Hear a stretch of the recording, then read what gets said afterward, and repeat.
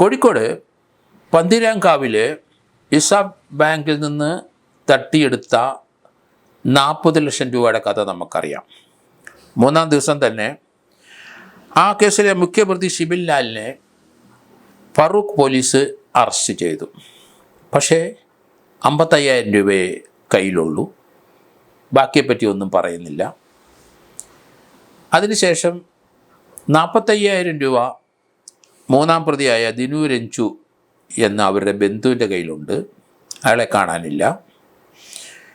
Police ഭാര്യ കൃഷ്ണലേഖയും കൂടെ പ്രതിയാക്കി. 2-ാം പ്രതി ഭാര്യ കൃഷ്ണലേഖയാണ്. 3-ാം പ്രതി ദിനു രഞ്ജ്. ഏതായാലും ഇപ്പം 3 പേരെ അറസ്റ്റ് ചെയ്തു.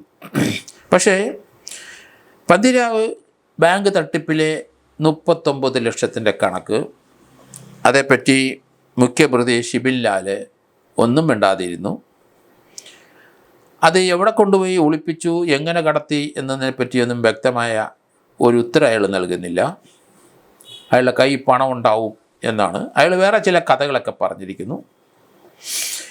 ഏതായാലും ഇയാൾ 40 ലക്ഷം രൂപയുടെ സ്വർണം ഒരിടത്ത് വെച്ചിരിക്കുന്ന എടുക്കണം, അതിന് ബാങ്കിലെ പണം വേണം. അങ്ങനെ ആ ബാങ്കുകാർ പണം കൊടുക്കാമെന്ന് പറഞ്ഞു. ഇയാളുടെ ഭാര്യ കൃഷ്ണലേഖയുടെ പേരിൽ ഇസാബ് ബാങ്കിൽ ഒരു അക്കൗണ്ട് തുടങ്ങി 2-3 ദിവസം മുമ്പ്. കാരണം പണം അവിടുന്ന് കൊടുക്കുന്നുണ്ട്, അതോടൊപ്പം തന്നെ കുറേ അധികം സ്വർണം ആ ബാങ്കിൽ പണയം വെക്കാം, ഇങ്ങനെയൊക്കെ എല്ലാ പ്രലോഭനങ്ങളുണ്ടായിരുന്നു. ഏതായാലും ബാങ്ക് കരുതലോടെ നിന്നു 40 ലക്ഷം രൂപ കൊടുക്കാം. ആ 40 ലക്ഷം ബാങ്കിലെ തന്നെ സ്റ്റാഫ് 4-5 പേര് മണി എസ്കോട്ട് പോലെ അത് കൊണ്ടുപോയി. കൂടെ ഷിബിൻ ലാലും പോയി.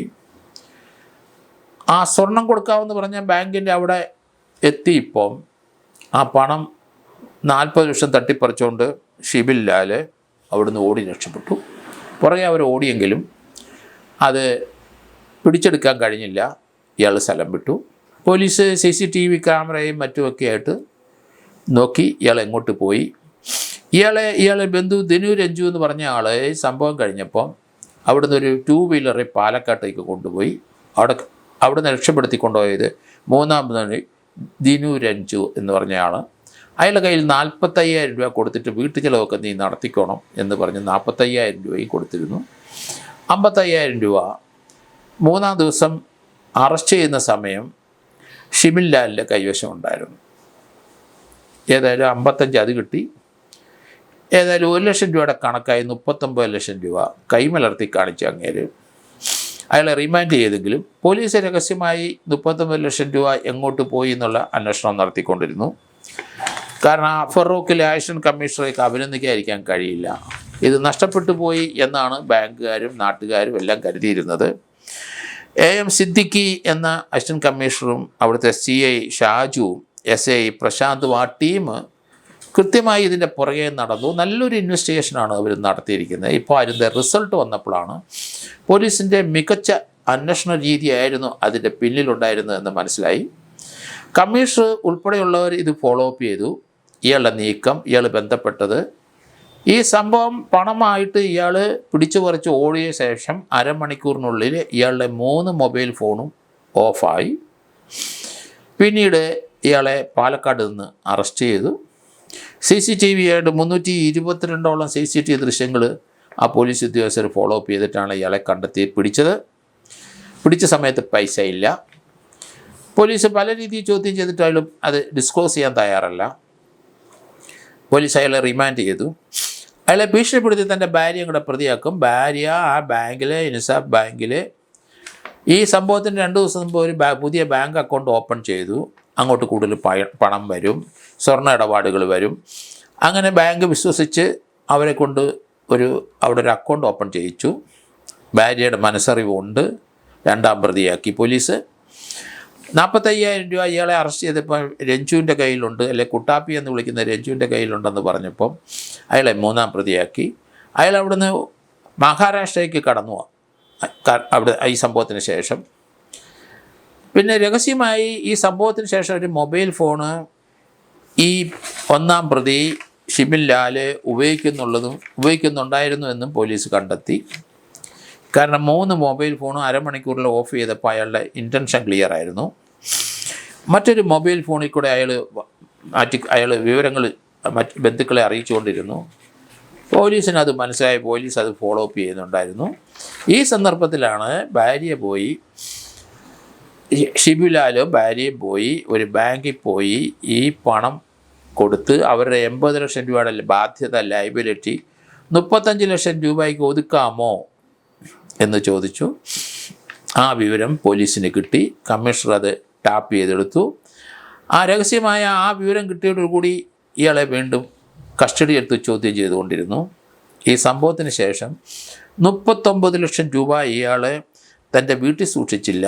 ആ ചാക്കുകെട്ടുമായി വീടിനടുത്ത് 1 കിലോമീറ്റർ അകലെ ഉള്ളാട്ടിപ്പറമ്പെന്ന് പറഞ്ഞ ഒരു വീടിൻ്റെ കോമ്പൗണ്ടിൽ അവിടെ മണ്ണിൽ ഈ 39 ലക്ഷം രൂപ കുഴിച്ചിട്ടു.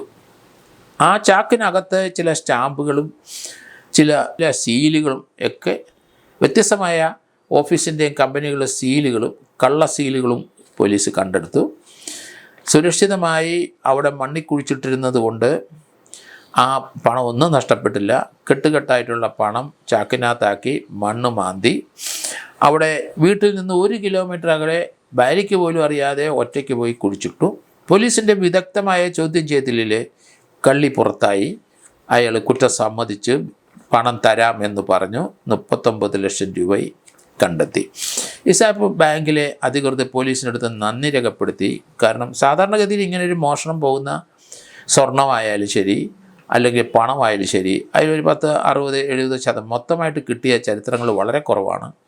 പക്ഷേ ഇവിടെ ആ പോലീസ് ആക്ഷൻ കമ്മീഷണർ നേതൃത്വത്തിലുള്ള ടീമും അവിടുത്തെ കമ്മീഷണറും എല്ലാം കൂടെ കൂടി കൃത്യമായി ചോദ്യം ചെയ്ത് വിദഗ്ധമായ ചോദ്യം ചെയ്യലിൽ തന്നെയാണ് അത് പുറത്തേക്ക് വന്നത്. അയാളുടെ ഭാര്യയെ അറസ്റ്റ് ചെയ്യുമെന്ന് പറഞ്ഞിട്ട് പോലും ആ പണം കൊടുക്കാൻ അയാൾ തയ്യാറായില്ല എന്ന് വിചാരിച്ചോണം.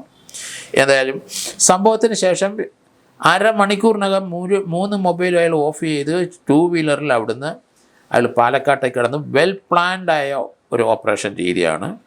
കുലുങ്ങാതെ അയാൾ ഓപ്പണായിട്ട് ഇത് തട്ടിപ്പറിക്കുകയും ഇത്ര ആൾക്കാർ വിറ്റ്നസ് ഉണ്ടെന്ന് അയാൾക്ക് അറിയാം എങ്കിലും അതൊക്കെ വെറും പുല്ലുപോലെ കണക്കാക്കിയിട്ടാണ് അയാൾ പണമായിട്ട് കടന്നത്.